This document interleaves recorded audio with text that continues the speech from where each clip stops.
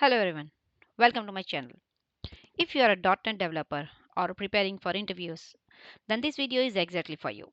Today we are going to discuss the top 5 interview questions in C# that are frequently asked by companies like Amazon, Netflix and many modern tech firms. I will explain each concept in a simple and a practical way so that you can get more into microservices and get particular understanding about that question. So make sure you watch till end and don't forget to like, share and subscribe for more interview focused content. Okay, so I'm Rubina. I'm a Microsoft certified professional with over 16 years of hands-on experience in building enterprises application using technologies like C Sharp, ASP.NET, Angular, SQL Server, Azure, and modern cloud native architectures. So, over the years, I worked as a technical lead and a mentor, helping teams design scalable systems and preparing developers to crack real world technical interviews. So, in this video, my purpose is to guide you through microservices interview question in a simple, practical, and interview oriented way. So, before jumping into the interview question, get the first understanding what microservices actually are.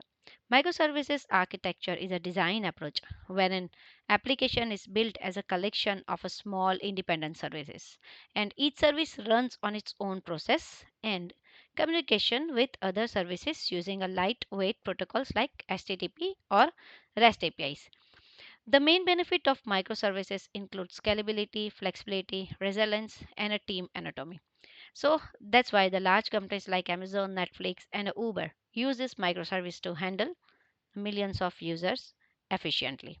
Okay, so let's just start with our introduction. Okay, so in understanding microservices architecture. So are microservices? Microservices architecture is an approach where applications are built as a collection of small independent services. So each service is run on its own process and communicates through the lightweight mechanism like HTTP APIs. So why they matters? I mean, what are the main benefit of the microservices? So in monolithic architecture, the entire application, UI, business, logic, and database is tightly coupled and deployed, on a single unit. So any small change requires a deploying the whole application, which becomes a risky as the system grows. On other end, the microservices architecture breaks the application into multiple small services, and each service is independently deployable, has its own database, and can scale independently. For example, let's take an example of e-commerce application. We can have a separate services for users, orders, payments and notification. Interviews usually expect you to maintain the trade-off and monoliths, and monoliths are simpler, but microservices offer better scalability and flexibility.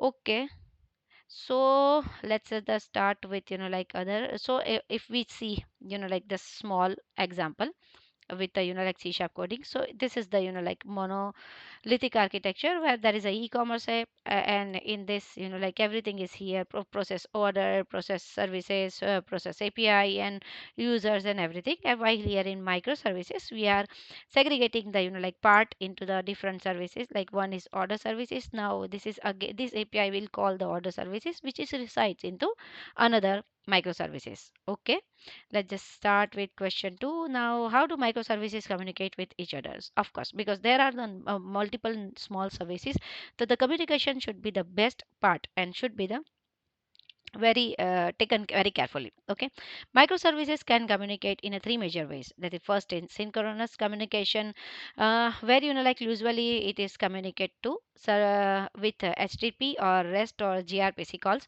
and the calling services waits for a response, but for a real time operations like fetching users detail, because this is a synchronous communication, so it will of course execute one after another. So we can use this in a normal process like fetching user detail, fetching patient details in different application. Now there's the asynchronous communication. The services communicates through the message queues like RabbitMQ, Azure Service Bus, Fire, and Forgotten Pattern. Okay, it is ideal for background tasks like sending emails or processing orders.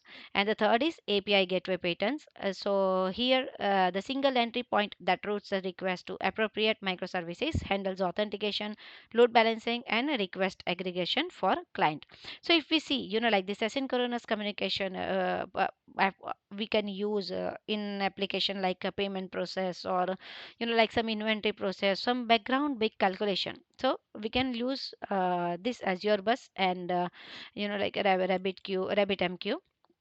Okay, so this is the asynchronous communication. Now if we go into the some code implementation, so here is the order services, which is like simply called through someone REST API client, and it is the example of synchronous communication, REST and GET API. Now this is the message queue. So Azure service bus communication itself is a like very big topic, and I will make one video on that also.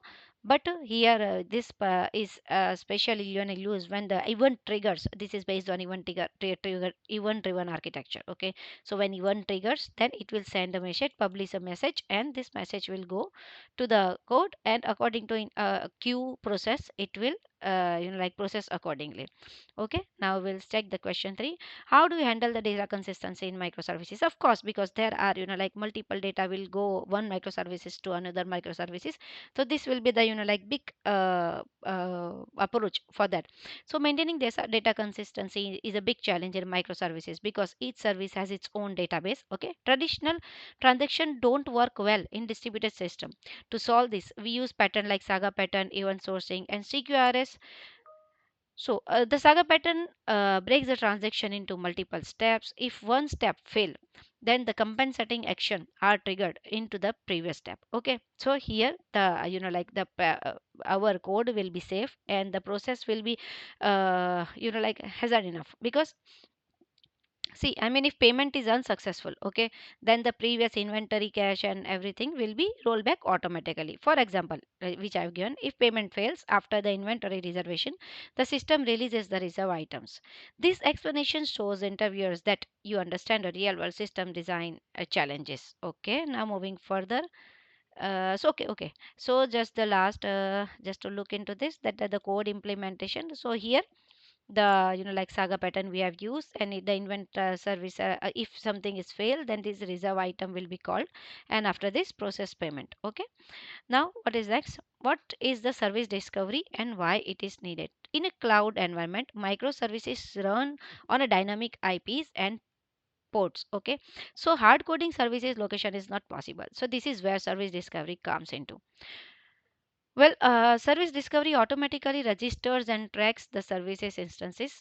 Popular tools include Consul, Eureka, Kubernetes, DNS, and Azure Service Fabric. Okay, so these are the two types for that. That is client side service discovery, and one is server side service discovery. Okay, so in client side, where the client's queries are registry, and where in server side, where load balancers handle this. So always maintain health checks, as like unhealthy services are removed automatically. So like so it will handle the service discovery when the client send a request. So services automatically like change according to the like request, that is a client side or service, or it is server side. So here are the some example where like configure services we have added on console, and this console is maintain over in the code like this.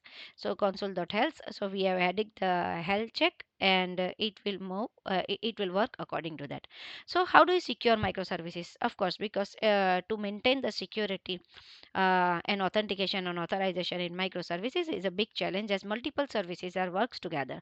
So security is extremely important in microservices. The most common approach is JWT based authentication.